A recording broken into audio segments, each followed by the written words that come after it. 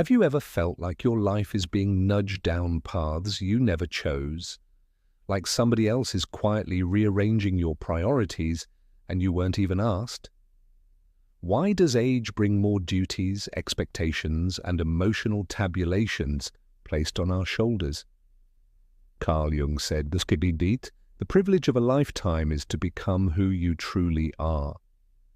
So what do you do when people start demanding pieces of you they have no claim to? In this video, we'll cover 5 things no one should ask of you, certainly not at this stage in life. The reality is simple. Anything that steals your calm is not worth keeping. And when that hits you, everything shifts. Before we jump in, subscribe to Mental Dose and join our Telegram channel for more content that supports your emotional and spiritual growth. All right. Number 1, taking on burdens that aren't yours. There comes a season when you stop being the firefighter for everyone else's crises, not because you don't care, but because you finally see that caring doesn't equal carrying. Still, some people will expect you to do exactly that. Step in, sort it out, and hold together what was never your responsibility. You help once out of kindness, next time it's assumed. Then it becomes habit. A small favor quietly becomes a permanent duty. Before you know it, you're the adhesive holding everything together. Not because it's your role, but because others didn't act.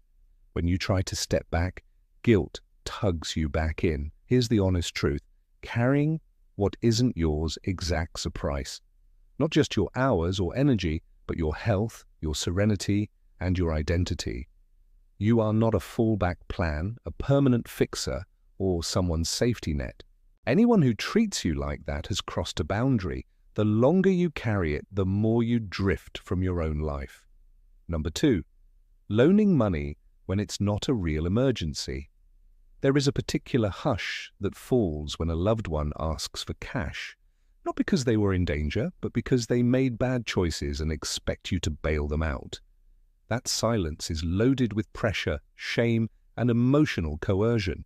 I'm your son, your sibling. You must help.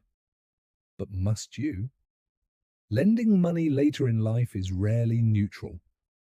It's never only about the amount. It is about what that money stands for.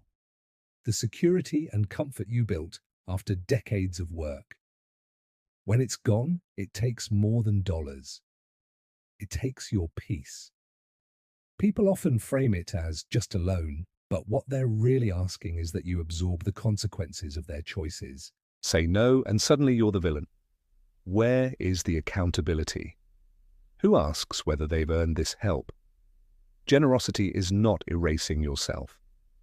Protecting your financial boundaries isn't selfish. It's prudent. You've given plenty. You deserve to say no. Number 3, being dragged into family disputes. Family arguments have their own pull. They yank you in even when you resist. Plead with him, please make up with her. Yeah, suddenly you are the referee in a fight you never signed up for. The blunt truth most won't admit, some conflicts are not yours to resolve. Playing peacemaker sounds admirable, but often you become the target. The middle person blamed when things collapse. Burning emotional reserves you can mighty afford to waste. Picture this, siblings squabbling over your home before you're even gone. A place you hold dear turns into a stage for pride, entitlement, and old hurts. You're asked to intervene, choose sides, patch wounds in a war you never began. That is not your duty anymore. Spend your emotional energy on recovery, joy, and rediscovery. Not on fixing relationships that refuse to heal. Let them fight their own fights. You are not collateral. Before we move to 4 and 5, if this is resonating, share it with someone who needs to hear this. If you want to support the channel and our work, you can leave a donation via the thanks button below this video. Every little bit helps. Now, number 4. Being asked to alter who you are. There's a quiet moment when someone says, "You shouldn't dress like that. Don't listen to that music. Stop speaking that way. It seems small, but what they're really asking is, stop being yourself. That is an assault on your inner life. You didn't become who you are by accident. Decades of joy, sorrow, choices, right and wrong, shaped you. Each habit, taste, and story matters. And now someone suggests it's obsolete, that you should change to fit their image. You aren't a passing trend to be retouched. You're not a blank canvas. Protecting your authenticity isn't being stubborn. It's survival. Once you start shaving off pieces of yourself, it rarely ends. Soon the reflection in the mirror is a stranger. You are not difficult or inflexible. You're rerouted in a life you've earned. Don't trade your true self for someone else's ease. Number 5, being asked to put their feelings above your own. This may be the stealthiest kind of exploitation, when someone expects you to reshape your choices around their emotional comfort. If you loved me, you'd do this. Please don't make me uncomfortable. What they mean is, your joy unsettles me. That's not love. That's control.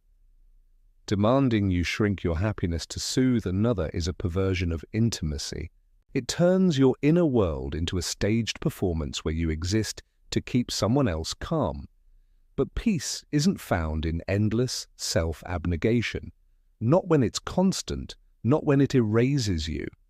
The years ahead should be about alignment and courage, not continual appeasement. You have every right to refuse, to live vividly, to feel fully, and to make choices that bring you joy, even if others find them inconvenient. You've earned that right many times over. These 5 demands: unpaid responsibilities, risky loans, forced mediation, erasing yourself, and emotional appeasement, share one enemy: they chip away at your peace. And peace, once lost, is difficult to win back. So ask yourself, who has been making these demands? Why have you been saying yes? You are not obligated to be everyone's lifeline, bank, counselor, or scapegoat. Protect your peace. Set clear boundaries. Choose yourself. This isn't selfish. It's clarity. It's power. Now I want to hear from you. Which of these hit home most? Have you lived through something similar? Drop a comment below and type the word intact if you watch to the end. That tells me you're walking this path with us, fully present and committed to guarding your calm. I read every comment. Your words matter. If this helped, subscribe to Mental Dose and stay with us, because the truth can be hard, and it's what frees us. Until next time, guard your peace. It's the most precious thing you own.